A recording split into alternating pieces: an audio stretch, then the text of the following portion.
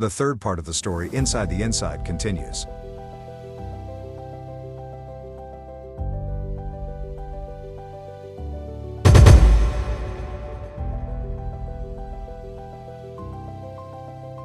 Opening the wooden floor to an underground safe, the old man deepened his hand inside the hole and brought out a black diamond ring, an ancient ornament. The old man put it on Marcus's left hand, center finger. Use this only when the battle or trouble is at its peak, and never attempt to use it when you are still able, or the ring will disappear from you. Never attempt to remove it until you return, he explained. But Marcus worried, I'm sorry, maybe I won't make it, and you'll lose your precious ring. The old man reassured him, no need to worry, even if you don't return, the ring will return. It's a myth.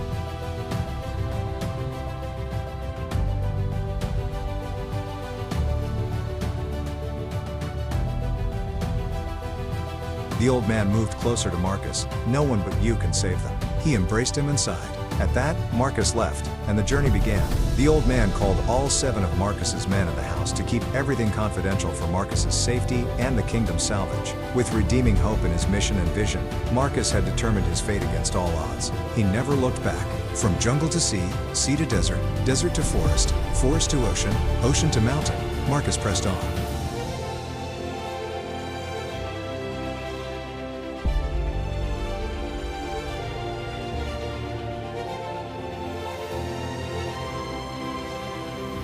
Marcus faced attacks from all nooks and corners of the island.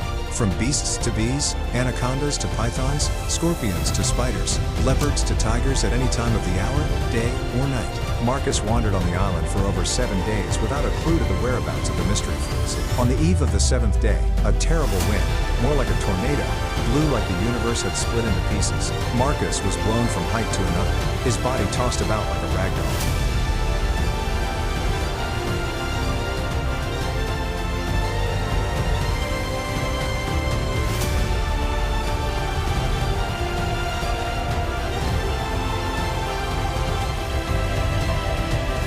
He lost consciousness into the dark night, groaning due to severe injuries sustained.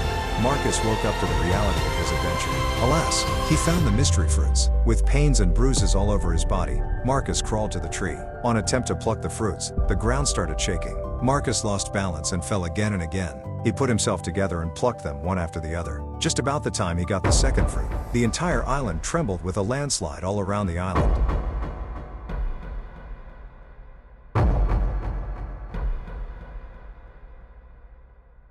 Out of nowhere appeared this mighty beast of no comparison, approaching with heavy speed. Marcus grabbed the 2 fruits into the sack and, like lightning, he raced out of the island and escaped from the beast. At exactly 2 moons and 4 days, Marcus returned. Without much ado, the process began. All waters were poisoned, especially flowing rivers, which would facilitate the spreading of the poison faster around the kingdom.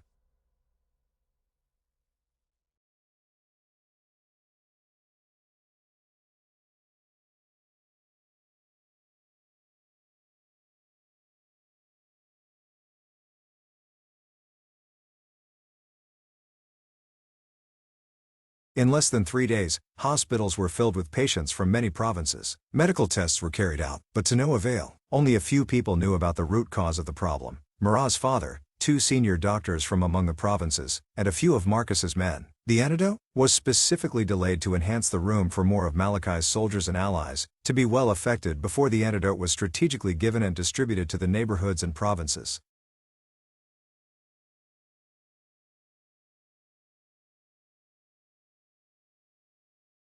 Even though taking this risk was more than dangerous, because anyone who had the poison in their system beyond 7 days would automatically die. However, as time ticked away, all the stakeholders in this plot were on red alert and ready to swing into action at any moment from the 5th day to spread the antidotes around the kingdom, avoiding innocent casualties. But they were cautious about the antidote getting to Malachi's men, in order not to regain strength to fight and be able to escape.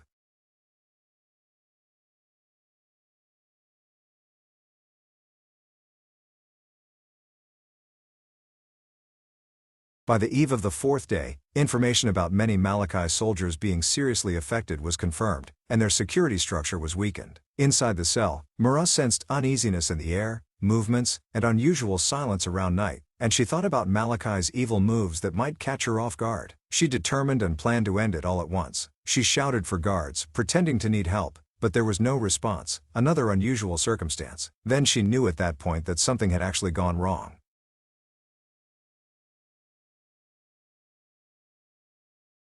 Suddenly, a drunk-like guard staggered to the cell door, sweating and sick, fell to his knees, and collapsed. Mara shivered. Tension rose up, her heart palpitating, hell to lose. She touched her grown pregnancy and said, "I'm sorry, my baby. I will rather die for your father than have a finger of Malachi on my robe." Mara, startled, boldly walked to the collapsed soldier and drew him close.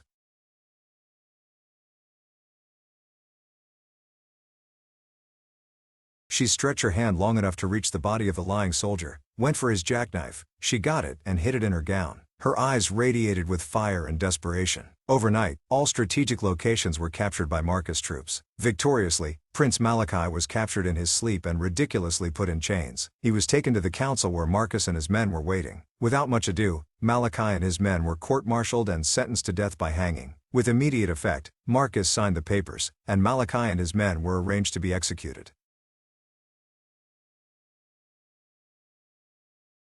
"Release all prisoners," Marcus ordered, and he suddenly changed his direction majestically and faced the direction of the female cells. Everyone knew what was next to be done. It is Queen Mara. Everyone wanted to catch a glimpse of the historic reunion of a king and a queen. As Marcus was advancing to embrace Mara, the unfortunate happened. Mara stabbed Marcus. "To hell, Malachi!" Mara screamed. Marcus was down on the floor.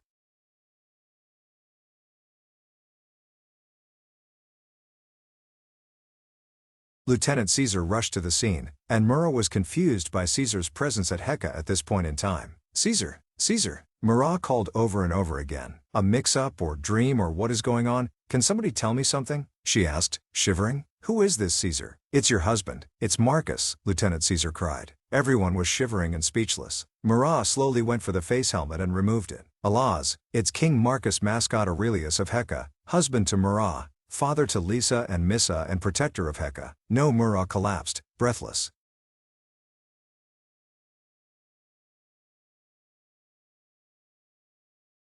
The next day, after being resuscitated from her unconsciousness, Mara kept sobbing and sobbing, regretting her action that had taken the life of her own husband. Mara's father, Senator Orion, Queen Shelpart of Magadha, Lady Kaprat of Ephelema, all sympathizing and appealed to Mara, but to no extent. Suddenly, a creaking sound came from the door, and slowly the door was opening. All was silent, but no one entered. Mara's father asked, "Who's there?" And slowly the door opened up. "Alas, it's King Marcus Mascot Aurelius." "Who?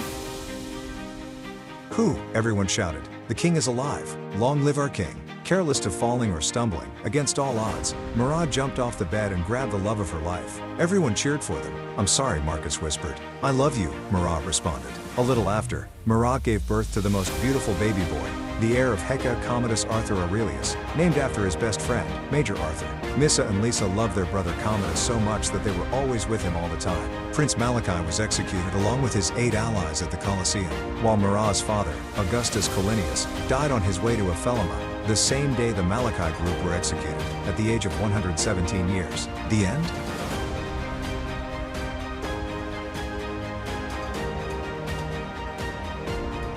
This is the end of the story inside the inside. I hope you enjoyed every bit of it. Don't forget to come on our YouTube channel for our new story. Keep watching. Remember to like, share, and subscribe to the channel. Bye.